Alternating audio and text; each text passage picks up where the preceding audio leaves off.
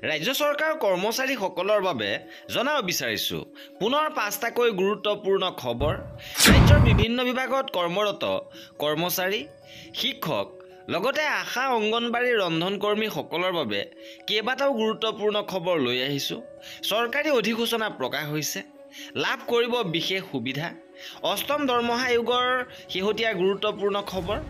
লগতে কৰ্মচাৰীসকলে অক্টোবৰ মাহৰ দৰমহা পেঞ্চন কেতিয়া কি হাৰত লাভ কৰিব সবিশেষ আপোনালোকক জনাব বিচাৰিছোঁ। ভিডিঅ'টো প্ৰথমৰ পৰা শেষলৈকে চাই থাকিব। জনাব বিচাৰিছোঁ প্ৰথমটো গুৰুত্বপূৰ্ণ খবৰ। শেহতীয়াভাৱে ভাৰত চৰকাৰৰ ফালৰ পৰা এক গুৰুত্বপূৰ্ণ সিদ্ধান্ত লোৱা হৈছে। NPS আৰু UPS আঁচনিৰ অধীনত কেন্দ্ৰীয় চৰকাৰৰ কৰ্মচাৰীসকলক জীৱন চক্ৰ ৭৫, LC 75 আৰু সুষম জীৱন চক্ৰ BLC বিকল্পৰ সম্প্ৰসাৰণত চৰকাৰে অনুমোদন জনাইছে। ভাৰত চৰকাৰে ৰাষ্ট্ৰীয় পেঞ্চন ব্যৱস্থা NPS আৰু UPSৰ দুয়োটাৰে অধীনত কেন্দ্ৰীয় চৰকাৰৰ কৰ্মচাৰীসকলৰ বাবে LC 75 আৰু BLC বিনিয়োগৰ বিকল্পৰ সম্প্ৰসাৰণৰ বাবে অনুমোদন জনাইছে। এইটো কেন্দ্ৰীয় চৰকাৰৰ কৰ্মচাৰীসকলৰ পৰা বেচৰকাৰী গ্ৰাহকৰ বাবে উপলব্ধ বিনিয়োগৰ বিকল্পৰ দৰে বহল পৰিসৰৰ বিনিয়োগৰ বিকল্পৰ অবিৰত চাহিদাৰ সৈতে মিল আছে। এই বিকল্পসমূহ অৱসৰ পৰিকল্পনাত নমনীয়তা বৃদ্ধি কৰিবলৈ ডিজাইন কৰা হৈছে আৰু কৰ্মচাৰীসকলক ব্যক্তিগত পচন্দ অনুসৰি তেওঁলোকৰ অৱসৰ কৰপাছ পৰিচালনা কৰিবলৈ অনুমতি দিয়া হৈছে। NPS আৰু UPSৰ অধীনত কেন্দ্ৰীয় চৰকাৰৰ কৰ্মচাৰীসকলে এতিয়া বিনিয়োগৰ এক পৰিসৰৰ বিকল্পৰ পৰা নিৰ্বাচন কৰিব পাৰিব। ইপিনে কৰ্মচাৰীসকলে অক্টোবৰ মাহৰ দৰমহা পেঞ্চন কেতিয়াকৈ লাভ কৰিব?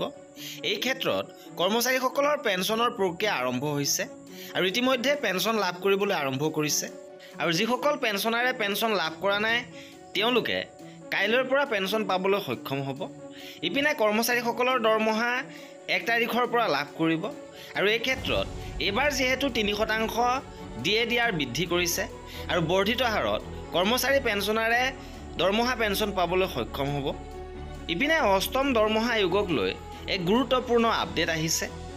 2025 জানুৱাৰীতে অষ্টম দৰমহা আয়োগৰ অনুমোদন জনোৱা হৈছিল, যাৰ ৰূপায়ণ 1 জানুৱাৰী 2026ৰ পৰা হ'ব আৰু 2016ৰ সপ্তম দৰমহা আয়োগৰ 1 দশকৰ পিছত এই নতুন সংশোধনৰ লক্ষ্য হৈছে বৰ্ধিত জীৱন ধাৰণৰ ব্যয় আৰু অৰ্থনৈতিক চাহিদা পূৰণ কৰিবলৈ দৰমহা ভাত্তা আৰু আনুষংগিক সুবিধাসমূহ বৃদ্ধি কৰা।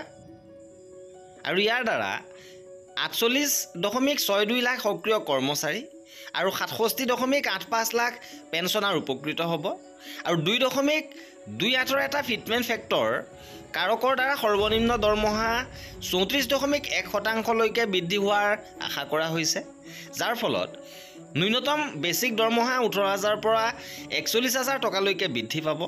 লগতে DA বেচিক পে'ৰ সৈতে মাৰ্জ কৰা হ'ব, যিটো 70%লৈকে বৃদ্ধি পাবগৈ আৰু এই বেচিক পে'ৰ লগত মাৰ্জ হ'ব। HR TA সেইধৰণে আনুষংগিক ভাত্তাসমূহো বৃদ্ধি পাব। ইপিনে অষ্টম দৰমহা আয়োগক লৈ আন এক গুৰুত্বপূৰ্ণ খবৰ আহিছে যে অষ্টম দৰমহা আয়োগ 2025ৰ ডিচেম্বৰৰ ভিতৰত গঠন হ'ব। অষ্টম দৰমহা আয়োগ নিযুক্তি দিয়া হ'ব আৰু ইয়াৰ পিছত 12ৰ পৰা 18 মাহৰ সময়ৰ প্ৰয়োজন হ'ব আৰু এই সময়খিনিৰ কৰ্মচাৰীসকলক বকেয়া প্ৰদান কৰা হ'ব। অষ্টম দৰমহা আয়োগৰ হাৰ অনুসৰি পৰৱৰ্তী সময়ত 2026ৰ 1 জানুৱাৰীৰ পৰাই কৰ্মচাৰীসকলে অষ্টম দৰমহা আয়োগৰ বকেয়া লাভ কৰিবলৈ সক্ষম হ'ব। ইপিনে আন এটা গুৰুত্বপূৰ্ণ খবৰ আহিছে। সদৌ অসম স্বাস্থ্য ও কাৰিকৰী কল্যাণ সন্থা NHM অসমৰ কৰ্মচাৰীসকলৰ প্ৰতিবাদ। চৰকাৰে ঠিকাভিত্তিক টেট শিক্ষকৰ চাকৰি নিয়মীয়াকৰণ কৰিলে যদিও NHMৰ কৰ্মচাৰীৰ চাকৰি নিয়মীয়া কৰাৰ দূৰৰ কথা, সপ্তম দৰমহা আয়োগৰ দৰমহা দিয়াৰ ক্ষেত্ৰতো কোনো ধৰণৰ ব্যৱস্থা গ্ৰহণ নকৰিলে। আনকি সমকামৰ সম দৰমহা উচ্চতম ন্যায়ালয়ৰ ৰায়ো আজিলৈকে কাৰ্যকৰী নকৰিলে। দিল্লী, হাৰিয়ানা, উৰিষ্যা, মণিপুৰ, বিহাৰ, মধ্যপ্ৰদেশ, ঝাৰখণ্ড, মহাৰাষ্ট্ৰ আদি কেইবাটাও ৰাজ্যত NHM কৰ্মচাৰীসকলৰ চাকৰি নিয়মীয়া কৰিছে অথবা নিয়মীয়া কৰ্মচাৰীৰ সমহাৰে দৰমহা দিয়াৰ লগতে সকলো ধৰণৰ চৰকাৰী সা সুবিধা প্ৰদান কৰিছে। কিন্তু অসমৰ NHMৰ কৰ্মচাৰীৰ ক্ষেত্ৰত বৰ্তমানৰ মুখ্যমন্ত্ৰীগৰাকীয়ে একো পদক্ষেপ গ্ৰহণ নকৰিলে, বৰঞ্চ তেখেতে মুখ্যমন্ত্ৰী হোৱাৰ পৰা বিষয়টো একেবাৰে এৰাই চলা পৰিলক্ষিত হৈছে, যিটো কথাই কৰ্মচাৰীসকলক অধিক হতাশ কৰি তুলিছে আৰু কৰ্মক্ষেত্ৰত ইয়াৰ প্ৰভাৱ পৰিলক্ষিত হৈছে।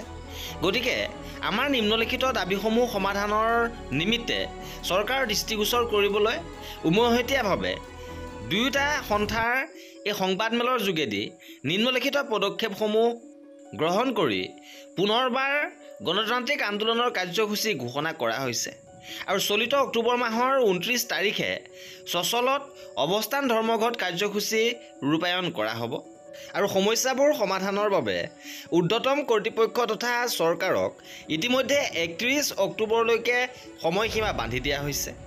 ইপিনে মধ্যাহ্নভোজনৰ কৰ্মচাৰীসকলৰ দাবী, মধ্যাহ্নভোজনৰ ৰন্ধন কৰ্মীসকলে দাবী কৰিছে যে অক্ষয় পাত্ৰ ফাউণ্ডেশ্যনক হস্তান্তৰৰ সিদ্ধান্ত বাতিল কৰক, সম্পূৰ্ণ চৰকাৰী বিভাগৰ পৰিচালনাত বিদ্যালয় পৰিসৰতে প্ৰস্তুত কৰা মধ্যাহ্নভোজনৰ ব্যৱস্থা অব্যাহত ৰাখক, ৰন্ধন কৰ্মীৰ মাননি বৃদ্ধিৰ ঘোষণা পুনৰ বিবেচনা কৰক, বছৰটোৰ 12 মাহৰ বাবে মাহিলী মাননি 10,000 টকালৈ বৃদ্ধি কৰক আৰু কোনো কাৰণত কাম হেৰুওৱা ৰন্ধন কৰ্মীক 3 লাখ টকাৰ এককালীন সাহায্য প্ৰদান কৰক। ইপিনে অংগনবাড়ী কৰ্মীসকলৰো একেই দাবী, তেওঁলোকক চাকৰি নিয়মীয়াকৰণৰ বাবে দাবী উত্থাপন কৰি আহিছে আৰু পে স্কেল প্ৰদান কৰিব লাগে। ইয়াকে লৈ তেওঁলোকে বিভিন্ন সময়ত প্ৰতিবাদী কাৰ্যসূচী ৰূপায়ণ কৰি আহিছে আৰু শেহতীয়াভাৱে ICDSৰ সভাত এই বিষয়ত পুনৰ দাবী উত্থাপন হৈছে যে তেওঁলোকক নিয়মীয়া কৰ্মচাৰী হাৰত দৰমহা প্ৰদান কৰিব লাগে। আৰু এই আছিল আজিৰ ভিডিঅ'টো। কৰ্মচাৰীসকলৰ প্ৰতিটো খবৰ পাই থাকিবৰ বাবে আমাৰ চেনেলটো ছাবস্ক্ৰাইব কৰি ৰাখিব। ভিডিঅ'টো শেষৰলৈকে চোৱাৰ বাবে বহুত ধন্যবাদ।